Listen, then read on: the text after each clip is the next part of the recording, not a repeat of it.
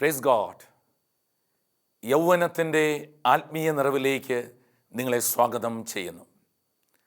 Shekinah ചാനലും Christ കൾച്ചറും ഒന്നിയേർന്നൊരുക്കുന്ന chosen അതിൻ്റെ യാത്ര തുടരുകയാണ്. പ്രിയപ്പെട്ട യൗവനമേ, ഇന്ന് ചോസൺ ഡീൽ ചെയ്യുക വളരെ പ്രധാനപ്പെട്ട ലോകം നേരിടുന്ന യൗവനത്തിൻ്റെ ഒരു പ്രശ്നമാണ്. ദൈവവിശ്വാസത്തെക്കുറിച്ചും നിരീശ്വരവാദത്തെക്കുറിച്ചും മനുഷ്യൻ്റെ സങ്കല്പങ്ങളിൽ കടന്നു കയറിയ ഒരു മുന്നേറ്റം ഇന്ന് വിശ്വാസ ജീവിതത്തെ തകർക്കുവാൻ കാരണമാക്കുന്ന ചില ഐഡിയോളജികളും കാരണങ്ങളും വ്യക്തികളിൽ ഡെവലപ്പ് ചെയ്തു. മനുഷ്യൻ അനുഗ്രഹമാകേണ്ട സയൻസ് മനുഷ്യനെ നാശത്തിലേക്ക് നയിക്കുവാൻ തക്കവിധമുള്ള ചില വിശ്വാസ സംഹിതകൾ ഡെവലപ്പ് ചെയ്ത് എന്തിൻ്റെയും പിന്നിൽ ലോകത്തിൻ്റേതായ കാരണങ്ങൾ നിരത്തി കടന്നു പോകുമ്പോൾ, പ്രിയപ്പെട്ട ദൈവത്തിന് ജനമേ, നമ്മളിന്ന് കേൾക്കുവാൻ പോകുന്നത് വിശ്വാസത്തിൻ്റെ അപജയങ്ങളിൽ യൗവനത്തിന് എങ്ങനെയാണ് പിടിച്ചു നിൽക്കുവാൻ പറ്റുക. ഓർക്കുക, നിങ്ങൾ കടന്നു പോകുന്ന ഏത് പ്രശ്നത്തിനും ഒരു പരിഹാരമുണ്ട്. ആ പരിഹാരത്തിന് ഒരു മുഖവുമുണ്ട്. ആ സൊല്യൂഷൻ്റെ പേരാണ് നസ്രായനായ യേശു ക്രിസ്തു. പരിപൂർണ ദൈവം, പരിപൂർണ മനുഷ്യനും പരിപൂർണ ദൈവവുമായ ഒരു വലിയ സത്യം നമ്മൾ തേടുകയാണ്. അതുകൊണ്ട് ഇന്ന് തന്നെ നമുക്ക് കർത്താവിലേക്ക് ചേർന്ന് നിൽക്കാം. ഓർക്കുക, 1 പത്രോസ് 2:9, നിങ്ങൾ തെരഞ്ഞെടുക്കപ്പെട്ട വംശവും രാജകീയ പുരോഹിത വർഗവുമാണ്. അതെ, you are A chosen one. വിശ്വസിക്കാം. നമുക്ക് ഇതിൻ്റെ കാതലിലേക്ക് കടന്നു കയറാം. പ്രിയപ്പെട്ട ദൈവത്തിൻ്റെ യുവജനമേ, ദൈവം നമ്മളെ സ്നേഹിക്കുന്നു. ഇന്ന് നമ്മൾ പതറുന്നത് വിശ്വാസത്തിൻ്റെ മേഖലയിലാണ്. എന്തുകൊണ്ടാകാം ഈ പതർച്ച നമ്മളെ ബാധിക്കുന്നത്? 195 രാജ്യങ്ങൾ ലോകത്ത്, 750 കോടി ജനം, 7.5 ബില്യൺ ആളുകളാണ് ലോകത്തുള്ളത്. ഇവയുടെ നടുവിൽ 7% ആളുകളും ദൈവവിശ്വാസമില്ല എന്ന ഒരു യാഥാർത്ഥ്യബോധമില്ലാഴികയിലേക്ക് യാത്ര ചെയ്തു തുടങ്ങി. ലോകത്തിൽ 90% ആളുകളും ദൈവവിശ്വാസികളാണ്. എന്നാൽ ദൈവവിശ്വാസമില്ല എന്ന് വിളിച്ചു പറയുന്ന ഒരു ജനം ഈ ലോകത്ത് ഉടലെടുത്തു കഴിഞ്ഞു. 2 തരമായിട്ട് ഇവയെ നമുക്ക് ഡിവൈഡ് ചെയ്യാം. ഒന്ന്, നോ റിലീജിയൻ, മതമില്ലാഴിക എന്ന ഒരു വിഭാഗവും. 2, ഏത്തിസം എന്ന് വെച്ചാൽ ദൈവ വിരോധികളായ ഒരു ജനവും ലോകത്ത് ഉടലെടുത്തു. എന്തായാലും രണ്ടും ദൈവത്തിന് എതിരായി കടന്നു പോവുകയാണ്. കഴിഞ്ഞ കുറേ സർവേകൾ നമ്മൾ എടുക്കുന്നത് നല്ലതാണ്. ലോകത്തിൽ ആദ്യമായി ഒരു രാജ്യം, നോർവേ, നോ റിലീജിയൻ എന്ന മതം അവിടെ ഏറ്റവും വലിയ മതമായി മാറ്റം വന്നു കഴിഞ്ഞു. കാരണം 39% ജനവും വിശ്വാസത്തിൽ നിന്ന് അകന്നു പോകുകയും മതമില്ലാഴിക ഏതെങ്കിലും വിശ്വാസമെങ്കിലും കടന്നു വരുന്ന സാഹചര്യമുള്ളൊരു ജനം അവിടെ ഇല്ലാതായി മാറുകയും ചെയ്തു കഴിഞ്ഞു. അവിടെ വിശ്വാസമുള്ളവരുടെ എണ്ണം 37%, വിശ്വാസമില്ലാത്ത ഒരു റിലീജിയൻ ഡെവലപ്പ് ചെയ്തത് 39%മായി മാറ്റം വന്നു കഴിഞ്ഞു. ലോകമെടുത്താൽ 3 പ്രധാനപ്പെട്ട കോണ്ടിനെൻറ്റുകൾ വിശ്വാസത്തെ എതിർത്ത് കടന്നു വരുന്നതിൽ അതിശക്തമായ വളർച്ചാ നിരക്കാണ് കടന്നു വരിക. ഒന്നാമത്തെ കോണ്ടിനെൻറ്റ് ഏഷ്യ തന്നെയാണ്. കാരണം ജനസംഖ്യയിൽ മുമ്പിലുള്ള ചൈനയിൽ 450 തൊട്ട് 500 മില്യൺ ആളുകൾ എന്ന് വെച്ചാൽ ഓൾമോസ്റ്റ് 50 കോടി ജനം ലോകത്തിൽ നിരീശ്വരവാദവും ദൈവവിശ്വാസമില്ലാഴികയും നെഞ്ചിൽ ഏറ്റെടുക്കുന്ന ഒരു ജനമായി മാറ്റം വന്നു കഴിഞ്ഞു. ചൈനയാണ് ഇതിനെ ഏറ്റവും കൂടുതൽ സപ്പോർട്ട് ചെയ്യുന്ന ലോകത്തിലെ ആദ്യത്തെ രാജ്യം. കോണ്ടിനെൻ്റ് എടുത്താൽ ഏഷ്യ ഇതിലേറ്റവും ലീഡിംഗ് ആയിട്ട് വരുന്നു. രണ്ടാമത്തെ കോണ്ടിനെൻ്റ് വെസ്റ്റ് യൂറോപ്പാണ്. ഇതിൽ 50% ആളുകളും ദൈവമില്ല എന്ന് വിളിച്ചു പറഞ്ഞു തുടങ്ങി. മൂന്നാമത്തെ കോണ്ടിനെൻ്റ് ഓഷ്യാനിക് കോണ്ടിനെൻ്റ് ആണ്. ഓസ്ട്രേലിയയും ന്യൂസിലൻഡും ചേരുന്ന ഈ ഒരു കോണ്ടിനെൻറ്റ് അവർ വളരെ വ്യക്തമായി നോ റിലീജിയൻ കൺസെപ്റ്റ്, അതോടൊപ്പം ഏത്തിസത്തിലേക്ക് ലീഡ് ചെയ്ത് കടന്നു വരുന്നു. പ്രിയപ്പെട്ട യൗവനമേ, വിശ്വാസമില്ലാഴിക സയൻസ് ഇന്നൊരു ഫാഷനായി മാറ്റം വന്നു കഴിഞ്ഞു. നമ്മുടെ ജീവിതത്തിൽ ദൈവത്തിൽ നിന്ന് അകന്നു പോകുവാൻ ഒരു കാരണം തേടി ലോകം ഫോളോ ചെയ്യുന്ന, അനുഗമിക്കുന്ന രീതിയിൽ നമ്മളും നമ്മുടെ വിശ്വാസത്തെ ഒന്ന് മാറ്റിവെച്ചു. അതുകൊണ്ട് തന്നെ ഏതു തരത്തിലുള്ള ദൈവീക വിശ്വാസം കടന്നു വരുമ്പോഴും നമ്മൾ അതിനെ നമ്മുടെ യുക്തി കൊണ്ടും ലോജിക്ക് കൊണ്ടും കട്ട് ചെയ്യാൻ ശ്രമിക്കുകയാണ്. നമുക്ക് ലോകത്തിൻ്റെ സർവേയിൽ 5 പ്രധാനപ്പെട്ട രാജ്യങ്ങളെ വിശ്വാസമില്ലാഴികയ്ക്ക് കാരണമാക്കുന്ന 5 പ്രധാനപ്പെട്ട രാജ്യങ്ങളെ ഒന്ന് പരിചയപ്പെടാം. ഒന്ന്, ലോകത്തിലെ ഏറ്റവും പ്രധാനപ്പെട്ട രാജ്യം ചൈനയാണ്. ചൈനയിൽ 40 തൊട്ട് 49% ആളുകളും വിശ്വാസത്തിൽ നിന്ന് അകന്നു കഴിഞ്ഞു. എന്നാൽ ഇവിടെ വേറൊരു വിരോധാഭാസമുണ്ട്. ലോകത്ത് 4 പേർ ഒരു ദിവസം ക്രിസ്ത്യാനിയാകുമ്പോൾ അതിലൊരാൾ ചൈനയിൽ നിന്നാണ് കടന്നു വരിക. നമുക്കൊന്ന് ശ്രദ്ധിക്കാം, എന്ത് റീസണാണ് ചൈനയെ ഈ വിശ്വാസത്തിൽ നിന്ന് അകറ്റിയത്? 2 പ്രധാനപ്പെട്ട മെത്തഡോളജികൾ ഇതിന് കാരണമായി. ഒന്ന്, കമ്മ്യൂണിസം എന്ന രാഷ്ട്രീയ സംഹിത. 2, കൺഫ്യൂഷണലിസം എന്ന ഒരു ഫിലോസഫിക്കൽ ഒരു മതം ആ രാജ്യത്തെ ജനത്തെ വിശ്വാസത്തിൽ നിന്ന് അകറ്റി. അതുകൊണ്ട് തന്നെ ആളുകൾക്ക്, ജനത്തിന് ഒരു ബേസ് ഇല്ലാത്ത ഒരു വിശ്വാസം കിട്ടുന്ന സാധ്യത അവിടെ ലഭിക്കുന്നില്ല. 2ാമത്തെ പ്രധാനപ്പെട്ട രാജ്യം ജപ്പാനാണ്. ജപ്പാൻ എന്ന് പറയുക അന്ധവിശ്വാസങ്ങളുടെയും അനാചാരങ്ങളുടെയും വളരെ റിച്വലിസ്റ്റിക്കായ ഒരു കൺട്രിയായി അത് മാറ്റം വന്നു കഴിഞ്ഞു. ആ രാജ്യത്തുണ്ടായിരുന്ന ഷിൻഡോയിസം എന്ന ഒരു പ്രത്യേക രീതിയിലുള്ള മതവും അവരുടെ ആചാരങ്ങളും മനുഷ്യനെ വിശ്വാസത്തിൽ നിന്ന് തന്നെ അകറ്റുവാൻ കാരണമായി. 3ാമത്തെ രാജ്യം ചെക്ക് റിപ്പബ്ലിക്കാണ്. ഈ രാജ്യത്തിൽ എന്തുകൊണ്ടാണ് വിശ്വാസം വളരാത്തതെന്ന് ചോദിച്ചാൽ, ആ രാജ്യത്തിൻ്റെ തത്വസംഹിതകളും അതുപോലെ രാജ്യത്തിൻ്റെ കെട്ടുറപ്പും അതേ രീതിയിൽ ഡെവലപ്പ് ചെയ്തതുകൊണ്ട് ആളുകൾ കൂടുതലായി അതിൽ മാത്രം ഫോക്കസ് ചെയ്യുന്നത് കൊണ്ട് അവരും വിശ്വാസത്തിൽ നിന്ന് അകലുവാൻ കാരണമായി. ഇതോടൊപ്പം 4ാമത്തെ പ്രധാനപ്പെട്ട രാജ്യം ഫ്രാൻസാണ്. ഫ്രാൻസിലുണ്ടായിരുന്ന ഫ്രഞ്ച് റവല്യൂഷൻ ജനത്തെ വേദനയിലേക്കും അതോടൊപ്പം വിശ്വാസത്തിൽ നിന്നും അകലുവാൻ കാരണമായി. അവിടെ ഉണ്ടായിരുന്ന മറ്റ് മതവിഭാഗങ്ങളും ഒരു കാരണവശാലും ഇതിനെ സപ്പോർട്ട് ചെയ്യുവാൻ കാരണമില്ലാതെ കടന്നു പോകുന്നു. 5ാമത്തെ രാജ്യം ഓസ്ട്രേലിയയാണ്. ലോകത്തെ ഏറ്റവും കൂടുതൽ ആളുകൾ മൈഗ്രേറ്റ് ചെയ്യുന്ന കൺട്രി ആയതിനാൽ ഇനീഷ്യൽ ടൈമിൽ ഈ രാജ്യത്തേക്ക് വന്നവരെല്ലാം ഓരോ രാജ്യത്തിൽ നിന്നും ക്രിമിനലുകളായിരുന്നവരെ ഇവിടേക്ക് മാറ്റുന്ന സാധ്യതകളുണ്ടായിരുന്നു.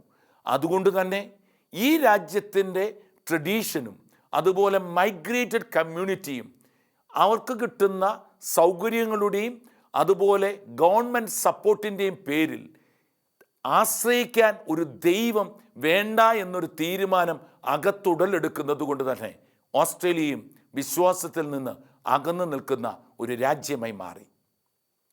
പ്രിയപ്പെട്ട യൗവനമേ, റീസൺ എടുത്താൽ ശ്രദ്ധിച്ചു നോക്കുക.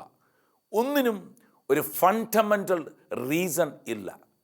ചില സാധ്യതകളും സാഹചര്യങ്ങളും അനാചാരങ്ങളും ദൈവത്തിൽ നിന്ന് അകലുവാൻ കാരണമായി. നമുക്ക് വളരെ ശക്തമായി ഈ ഒരു പോയിന്റിലേക്ക് ശ്രദ്ധിക്കാം. യോഹന്നാൻ 8:32 ലോകത്തെ ഇത്രമാത്രം സ്വാധീനിച്ച ഒരു വചനം ഇല്ല എന്ന് തന്നെ പറയേണ്ടി വരും. കാരണം ആ വചനം എങ്ങനെയാണ് പറയുക? സത്യം നിങ്ങൾ അറിയുകയും സത്യം നിങ്ങളെ സ്വതന്ത്രരാക്കുകയും ചെയ്യും. ഇവിടെ വളരെ വലിയ ഒരു പോയിന്റ് ബൈബിൾ എടുത്തു വച്ചിട്ടുണ്ട്. സത്യം നിങ്ങൾ അറിയണം. ജനം സത്യമാണെന്ന് കരുതി അസത്യത്തെ കൂട്ടുപിടിച്ച് കടന്നു പോകുമ്പോൾ ദൈവത്തിൽ നിന്ന് അകന്നു പോവുകയാണ് ചെയ്യുക. പ്രിയപ്പെട്ട ദൈവത്തിന് ജനമേ, കഴിഞ്ഞ നാളിൽ ഒരു മെട്രോ സിറ്റിയിൽ യൗവനങ്ങളുടെ വലിയൊരു പ്രോഗ്രാം, അൺഎക്സ്പെക്റ്റഡ് ടൈമിൽ ഒരു ഈവനിങ് പ്രോഗ്രാമിൽ ഈ ജനത്തിന് നടുവിൽ അതിശക്തമായ ദൈവത്തിൻ്റെ ഇടപെടലുകളും വളരെ വ്യക്തമായ ജീവിതത്തിൽ മാനസാന്തരങ്ങളും വ്യക്തിജീവിതങ്ങളിൽ സൗഖ്യങ്ങളും ഡെവലപ്പ് ചെയ്തു. ഏതായാലും രാത്രിയിൽ ഒരു കൂട്ടം യൗവനം കാത്തിരുന്ന് പുറകെ കൂടി. അവർ 3-4 ക്വസ്റ്റ്യനുമായി കടന്നു വന്നു. Science, big bang, evolution theory, അങ്ങനെ തിയറികളുടെ ആവേശത്തിൽ അവർ വ്യക്തമാക്കി ലോകത്തിൽ ദൈവം എന്നത് ഒരു കഥ മാത്രമാണ്, കെട്ടിച്ചമിച്ച ഒരു ഐതിഹ്യം മാത്രമാണ് എന്നവർ ആർഗ്യൂ ചെയ്തു. ഉള്ളിൽ വളരെ വ്യക്തമായി വചനങ്ങൾ എടുത്തു വച്ചപ്പോൾ ബൈബിള് പോലും സത്യമല്ലെന്ന് അവർ വിളിച്ചു പറഞ്ഞു. പ്രിയപ്പെട്ട യൗവനമേ, ഇങ്ങനെ കടന്നു വരുന്നൊരു സാഹചര്യത്തിൽ ഇതുപോലുള്ള പ്രഷർ വരുമ്പോൾ എന്ത് ചെയ്യാൻ പറ്റും? ആശ്രയിക്കുക, ദൈവത്തിൽ ആശ്രയിക്കുക. യെശയ്യാ 40:29 ഇങ്ങനെയാണ് പറയുക: ചെറുപ്പക്കാർ പോലും ശക്തിയേറ്റു വീണേക്കാം, യുവാക്കൾ പോലും തളർന്നേക്കാം, എന്നാൽ കർത്താവിൽ ആശ്രയിക്കുന്നവൻ കഴുകനെ പോലെ ചിറകടിക്കും എന്നാണ് ബൈബിള് വ്യക്തമാക്കുക. പിറ്റേ ദിവസം രാത്രിയിൽ ക്രിട്ടിസൈസ് ചെയ്യാൻ വന്ന കുട്ടികൾ കടന്നു വന്നപ്പോൾ അതിൽ ഒരാൾ അൺഎക്സ്പെക്റ്റഡ് ടൈമിൽ ദൈവത്തിൻ്റെ ഒരു സ്പർശനത്താൽ അവൻ്റെ ശരീരത്തുണ്ടായിരുന്ന രോഗം എടുത്തു മാറ്റപ്പെട്ടു. ബോംബെ എന്ന മെട്രോ സിറ്റിയുടെ നടുവിൽ അവനൊരു ലെറ്റർ എഴുതി തൻ്റെ കൂട്ടുകാർക്ക് നൽകി.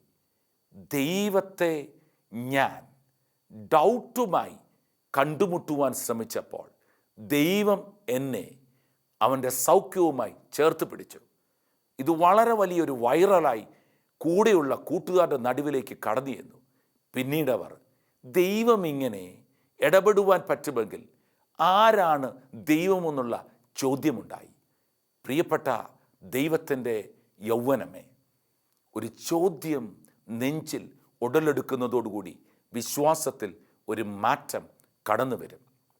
ഒത്തിരിയേറെ സയൻസിൻ്റെ അടിസ്ഥാനപരമായ കാര്യങ്ങൾ എടുത്തു വച്ച് അവയെ നമ്മുടെ മുമ്പിൽ കൊണ്ടുവരുമ്പോൾ കുറച്ച് തരത്തിലുള്ള അറിവുകൾ മാത്രം ലഭിക്കുന്നത് കൊണ്ട് പരിപൂർണ അറിവായ ദൈവവചനം എന്തെന്ന് മനസ്സിലാക്കുവാൻ കഴിയാതെ പോകുന്നത് കൊണ്ട് 2 കൊറിന്ത്യൻസ് 4:4 പറയുന്നു: അവിശ്വാസികളായ അവരുടെ ഹൃദയം ഈ ലോകത്തിൻ്റെ ദേവൻ അന്ധകാരവൃതമാക്കിയിരിക്കുന്നു.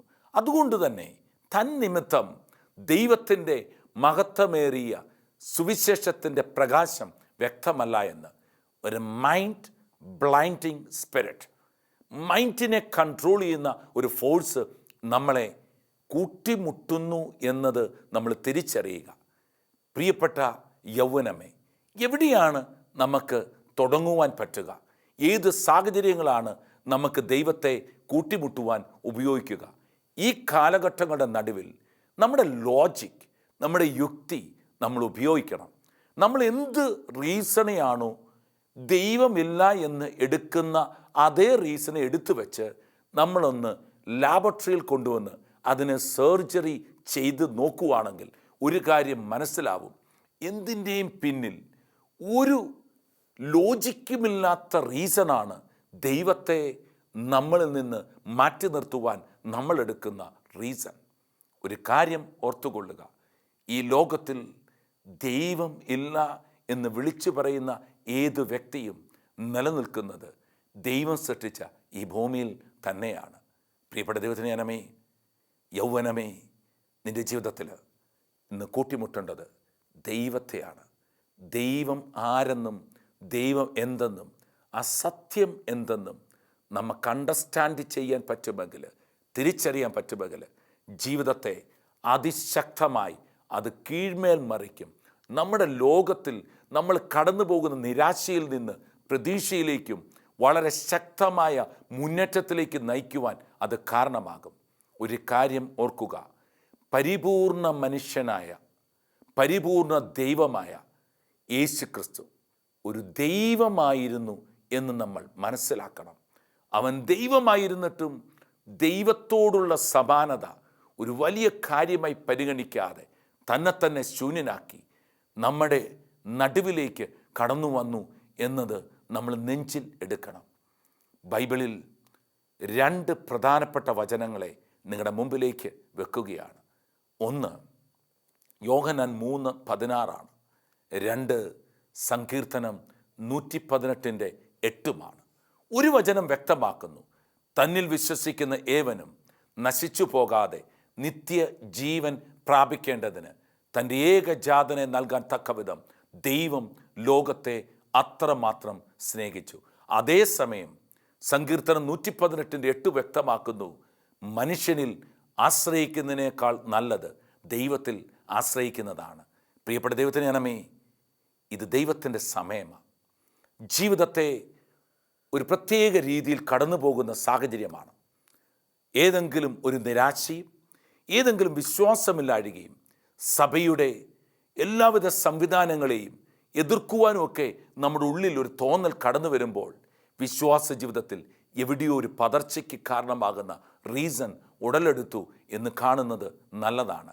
എങ്ങനെയാണ് തിരികെ വരാൻ പറ്റുക?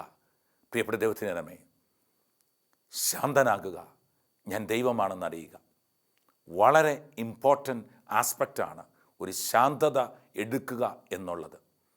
എത്രയോ സയൻറ്റിസ്റ്റുകൾ, ലോകം കണ്ട എത്രയോ വലിയ വ്യക്തിത്വങ്ങൾ തങ്ങളുടെ ജീവിതത്തിൻ്റെ വളരെ നിർണായകമായ സമയത്ത് ദൈവത്തെ കൂട്ടിമുട്ടി. ഫ്രഞ്ച് ചിന്താകരനായ വോൾട്ടയർ ഒരു സമയം ഇങ്ങനെ വിളിച്ചു പറഞ്ഞു, ഇന്നേക്ക് 100 വർഷങ്ങൾക്ക് ശേഷം ലോകത്ത് ക്രിസ്ത്യാനിറ്റി ഇല്ലാതാകും, ഇതിനെ ആളുകൾ എഴുതിത്തള്ളും, പിച്ചി ചിന്തുന്നത് പോലെ ഇതെടുത്ത് മാറ്റപ്പെടും എന്ന വ്യക്തി വ്യക്തമാക്കി. എന്നാൽ കാലങ്ങൾക്ക് ശേഷം, വോൾട്ടയറുടെ മരണത്തിന് ശേഷം, ഈ വോൾട്ടയറുടെ വീട് തന്നെയാണ് Geneva Bible society Bible print ചെയ്യാൻ ഉപയോഗിക്കുകയും ലോകത്തിൽ ഏറ്റവും കൂടുതൽ ബൈബിൾ ഡിസ്ട്രിബ്യൂട്ട് ചെയ്യുന്ന യൂറോപ്പിൽ ഒരു വലിയ സെൻറ്ററാക്കി അത് മാറ്റുകയും ചെയ്തത്. പറയാൻ എളുപ്പമാണ്, ദൈവം ഇല്ല എന്ന്. എൻ്റെ അസ്തിത്വത്തെ ഞാൻ തന്നെ ഇല്ല എന്ന് വിളിച്ചു പറയുന്നത് പോലെ ദൈവം ഇല്ല എന്ന് വിളിച്ചു പറഞ്ഞാൽ ആർക്കാണ് നഷ്ടമുണ്ടാകുക? വിശ്വാസം അതിനെ 2ആയി ഡിവൈഡ് ചെയ്യാം. ഫണ്ടമെൻ്റൽ ഫെയ്ത്ത്, അതോടൊപ്പം പേഴ്സണൽ ഫെയ്ത്ത്. 2 കാറ്റഗറിയാണിത്. ഫണ്ടമെൻ്റൽ ഫെയ്ത്ത് എന്ന് പറഞ്ഞാൽ സൂര്യൻ ഉദിക്കുക, അസ്തമിക്കുക, മഴ പെയ്യുക, ലോകത്ത് വെളിച്ചമുണ്ടാവുക, ഇരുട്ട് പരക്കുക, ഇതിനൊന്നിനും നമ്മളൊരു പ്രാർത്ഥിക്കേണ്ട ആവശ്യകത ഇല്ല. കാരണം നമ്മൾ പ്രാർത്ഥിച്ചാലും ഇല്ലെങ്കിലും ഇവയുടെ മേൽ ദൈവത്തിൻ്റെ കരവിരുത് നിലനിൽക്കുന്നതിനാൽ, ഇവയെല്ലാം ദൈവത്തെ ഫോളോ ചെയ്യുന്നതിനാൽ നമ്മുടെ ജീവിതത്തിൽ അവ സംഭവിച്ചുകൊണ്ടേയിരിക്കും. അതിന് ഒരു വിശ്വാസം എടുക്കേണ്ട ആവശ്യകത ഇല്ല. എന്നാൽ 2ാമത്തെ മേഖലയുണ്ട്, പേഴ്സണൽ ഫെയ്ത്ത് എന്ന് വെച്ചാൽ കർത്താവായ യേശുവിൽ വിശ്വസിക്ക്, നീയും നിൻ്റെ കുടുംബവും രക്ഷ പ്രാപിക്കും എന്ന വചനം. പുറപ്പാട് 15:26, ഞാൻ നിന്നെ സുഖപ്പെടുത്തുന്ന കർത്താവാണ് എന്ന വചനം. ഇങ്ങനെയൊക്കെയുള്ള വചനങ്ങൾ എടുത്താൽ സൗഖ്യം പ്രാപിക്കണമെങ്കിൽ യേശു എന്ന വലിയ സത്യത്തിൽ വിശ്വസിച്ചേ മതിയാവുകയുള്ളൂ. ഇങ്ങനെയൊക്കെയുള്ള ഫെയ്ത്തിനെ പേഴ്സണൽ ഫെയ്ത്ത് എന്ന് പറയാം. വ്യക്തിപരമായ വിശ്വാസം എന്നത് തന്നെ എടുക്കണം. നമ്മുടെ ജീവിതത്തിൽ ഏതെങ്കിലും ഒരു പ്രശ്നം, ഒരു നെഗറ്റിവിറ്റി ഡെവലപ്പ് ചെയ്താൽ അവയെ ബേസ് ചെയ്ത് നമ്മൾ ആഗ്രഹിക്കുന്നത് നടക്കാതെ വരുമ്പോൾ നമ്മൾ ദൈവത്തിൽ നിന്ന് അകന്നു പോകുന്നതായി നമുക്ക് തന്നെ ശ്രദ്ധിക്കാൻ പറ്റും. ഒരു എക്സാമിന് ഫെയിലിയർ, അതുമല്ലെങ്കിൽ ഒരു റിലേഷൻഷിപ്പ് ബ്രോക്കൺനെസ്, ഫാമിലിയിൽ ഉണ്ടാകുന്ന ഒരു സ്ട്രഗിൾ, അൺഎക്സ്പെക്റ്റഡ് ഒരു ആക്സിഡൻറ്റ്, ഇതൊക്കെ വ്യക്തിപരമായി ദൈവത്തിൽ ആശ്രയിക്കാൻ പലപ്പോഴും നമ്മൾക്ക് സാധിക്കുന്നതിനപ്പുറമായി നമ്മൾ ദൈവത്തിൽ നിന്ന് അകന്നു പോകുന്നതായി കാണുവാൻ പറ്റും. പ്രിയപ്പെട്ട യൗവനമേ, 2 സാധ്യതകൾ ദൈവത്തിൽ നിന്ന് നമ്മളെ അകറ്റും. ഒന്ന്, അതികഠിനമായ സന്തോഷം. 2, അതികഠിനമായ വേദന. യൂറോപ്പും മറ്റ് ഡെവലപ്ഡായ രാജ്യങ്ങളും ദൈവത്തിൽ നിന്ന് അകന്നു പോകുവാൻ കാരണം തന്നെ ഈ ലോകം കൊടുക്കുന്ന സുരക്ഷിതത്വമാണ്. എന്ന് വച്ചാൽ സമ്പത്ത്, നമ്മൾ ആഗ്രഹിക്കുന്നതിനപ്പുറമായ ആഹാരക്രമങ്ങൾ, ജോലി ഇല്ലാത്തവർക്കും കിട്ടുന്ന സപ്പോർട്ട്, ഇവയ്ക്കെല്ലാം മറ്റ് രാജ്യങ്ങൾ കൊടുക്കുന്ന സപ്പോർട്ട് വളരെ വലുതാണ്. അതുകൊണ്ട് തന്നെ ദൈവം എന്നത് ആശ്രയിക്കാനുള്ളൊരു വിഷയമായി ആ രാജ്യങ്ങൾ എടുക്കാറില്ല. എന്നാൽ അതികഠിനമായ വേദന വരുമ്പോഴും നിരാശ നമ്മളെ ഫോളോ ചെയ്ത് അതികഠിനമായ വേദനയിൽ തന്നെ ദൈവത്തെ ഉപേക്ഷിക്കുന്നതായി ഒരു വലിയ ജനത്തിന് അങ്ങനെ ഒരു സാധ്യതയും കടന്നു വരുന്നതായി കാണുവാൻ പറ്റും. പ്രിയപ്പെട്ട ദൈവത്തിന് ജനമേ, നമുക്ക് ഈ 2 സാഹചര്യങ്ങളെയും ദൈവത്തിൻ്റെ മുന്നിലേക്ക് വെക്കാം. ഒരു കാര്യം ഓർക്കുക, ദൈവം പഠിപ്പിച്ച പ്രാർത്ഥനയിൽ വ്യക്തമായ ഒരു വാക്യമുണ്ട്, അന്നന്ന് വേണ്ടുന്ന ആഹാരം. ഈ ഒരു വാക്യം അതിശക്തമാണ്. ഒരു ബാലൻസ് ലൈഫ് നമ്മുടെ ജീവിതത്തിൽ ലഭിക്കണമെങ്കിൽ ആ ലഭ്യതയാണ് ഏറ്റവും അനുഗ്രഹം എന്ന് നമ്മൾ ചിന്തിക്കണം. നമ്മളെ ദൈവം സ്നേഹിക്കുന്നു എന്ന് നമ്മൾ മനസ്സിലാക്കണം. യൗവനമേ, ഇന്നത്തെ ദിവസം നമ്മൾ എടുത്തു വച്ചിരിക്കുന്ന പോയിന്റുകൾ ഏതൊക്കെയാണ്? വേദന കൊണ്ടാണോ ദൈവത്തിൽ നിന്ന് മാറി നിൽക്കുക? അതോ അനുഗ്രഹങ്ങൾ കൊണ്ടാണോ? എല്ലാം ഉണ്ടെങ്കിൽ പിന്നെ എന്തിനാണ് ദൈവം എന്നൊരു ചോദ്യം. ഇത്രയും വേദനയുണ്ടെങ്കിൽ എന്തിനാണ് ദൈവം എന്നുള്ള മറുചോദ്യവും. എങ്ങനെ ചോദിച്ചാലും ദൈവത്തിൽ നിന്ന് അകലുവാൻ കാരണങ്ങൾ പലത് കണ്ടെത്തി നമ്മൾ അകലുകയാണെങ്കിൽ ഒരു കാര്യം ഓർക്കുക, ലോകത്തെ സൃഷ്ടിച്ചതും നിയന്ത്രിക്കുന്നതും ഒരു ദൈവമാണ്. അവൻ്റെ പേര് നസ്രാനായ യേശുക്രിസ്തു എന്നാണ്. കാരണം ലോകത്തിൻ്റെ തുടക്കം തൊട്ട് ഇന്നുവരെയും ജനത്തിൻ്റെ വേദനകളിലും കഷ്ടതകളിലും തൻ്റെ ദൂതനെ അല്ല അവൻ അയച്ചത്. അവൻ ഇറങ്ങി വന്ന് ഓരോ വ്യക്തിത്വങ്ങളെയും തൊടുകയാണ് ചെയ്തത്. നമുക്ക് ഈ നിമിഷം ഒന്ന് കണ്ണടയ്ക്കാം, കൈകൾ രണ്ടും ഒന്ന് മാറോട് ചേർത്ത് പിടിച്ച്, എൻ്റെ വിശ്വാസ ജീവിതത്തിൽ ഞാനിങ്ങനെ പതറുന്ന സമയമാണ്. ആ ഒരു സമയമാണെങ്കിൽ കൈ ഇങ്ങനെ നെഞ്ചോട് ചേർത്ത് വെച്ച് ദൈവത്തിൻ്റെ വലിയ കൃപയാൽ ഈ ഒരു സമയത്ത് നമുക്കൊന്ന് കണ്ണടയ്ക്കാം. നമ്മുടെ കരങ്ങളെ മാറോട് ചേർക്കാം. ഇത് ദൈവത്തിൻ്റെ സമയമാണ്. എൻ്റെ ജീവിതത്തിൽ ഞാൻ എവിടെയൊക്കെയാണ് ദൈവത്തിൽ നിന്ന് അകന്നു പോകുവാൻ കാരണങ്ങൾ കണ്ടെത്തിയത്? ഏത് സാധ്യതകളും സാഹചര്യങ്ങളുമാണ് ഞാൻ എടുത്തത്? അവയെല്ലാം ദൈവത്തിൽ നിന്ന് വിട്ടുകൊടുത്തുകൊണ്ട്, ദൈവത്തിൻ്റെ പരിശുദ്ധാത്മാവേ, നിൻ്റെ ആത്മാവിനെ ഞങ്ങളുടെ മേൽ അയക്കണമേ. നീ നല്ല ദൈവമാണ്. നിൻ്റെ വലിയ സാന്നിധ്യം അയച്ച് എൻ്റെ ആത്മാവിൽ ദൈവത്തെ തേടുവാനുള്ള ഒരാഗ്രഹം തരണമെന്ന് പ്രാർത്ഥിക്കുന്നു. യേശു എൻ്റെ പിതാവായി, എൻ്റെ രക്ഷകനായി ഞാൻ സ്വീകരിക്കുകയാണ്. എൻ്റെ ജീവിതത്തിൻ്റെ എല്ലാ മേഖലകളിലും ദൈവമേ നീ കടന്നു വരണമേ. എൻ്റെ പഠനം, എൻ്റെ എക്സാംസ്, എൻ്റെ ലൈഫ്, എൻ്റെ റിലേഷൻഷിപ്സ്, എൻ്റെ ഫാമിലി, അങ്ങനെ കംപ്ലീറ്റ് ഏരിയയും നിനക്കായി ഞാൻ സമർപ്പിക്കുകയാണ്. ദൈവത്തിൻ്റെ പരിശുദ്ധാത്മാവേ, നിൻ്റെ ആത്മാവിനെ അയക്കണമേ. ഈ യൗവനങ്ങളുടെ മുകളിൽ ദൈവത്തിൻ്റെ സാന്നിധ്യം അതിശക്തമായി ഒഴുകട്ടെ. ആൽഫയും ഒമേഗയുമായ ദൈവത്തിൻ്റെ കൃപ ഈ ജനത്തെ തൊടണമെന്ന് പ്രാർത്ഥിക്കുന്നു. ദൈവത്തിൻ്റെ സാന്നിധ്യത്തോട് ചേർത്ത് വെച്ചുകൊണ്ട് ഈ നിമിഷം സമർപ്പിക്കുകയാണ്. യേശുവിൻ്റെ നാമത്തിൽ ദൈവമേ, ഈ ജനത്തെ തൊടണമേ. എവിടെയെങ്കിലും ഇത് കേട്ടുകൊണ്ട് നിൻ്റെ വചനമറിയാൻ നോക്കിക്കൊണ്ട് വിശ്വാസത്തിൽ ഒരു പതർച്ച കടന്നു പോകുന്ന വ്യക്തികളുണ്ടെങ്കിൽ ദൈവത്തിൻ്റെ പരിശുദ്ധാത്മാവിനാൽ സകല മൈൻഡ് ബ്ലൈൻഡിങ് സ്പിരിറ്റും അന്ധകാരത്തിൻ്റെ എല്ലാ കെട്ടുകളും ബ്രെയിനിൽ നിന്ന്, മനസ്സിൽ നിന്ന് അഴിച്ചുകൊണ്ട് ഈ കുഞ്ഞുങ്ങൾ സൗഖ്യം പ്രാപിക്കട്ടെ. പരിപൂർണമായി നിന്റെ കരങ്ങളിലേക്ക് സമർപ്പിക്കുന്നു, യേശുവിൻ്റെ നാമത്തിൽ തന്നെ. ആമേൻ.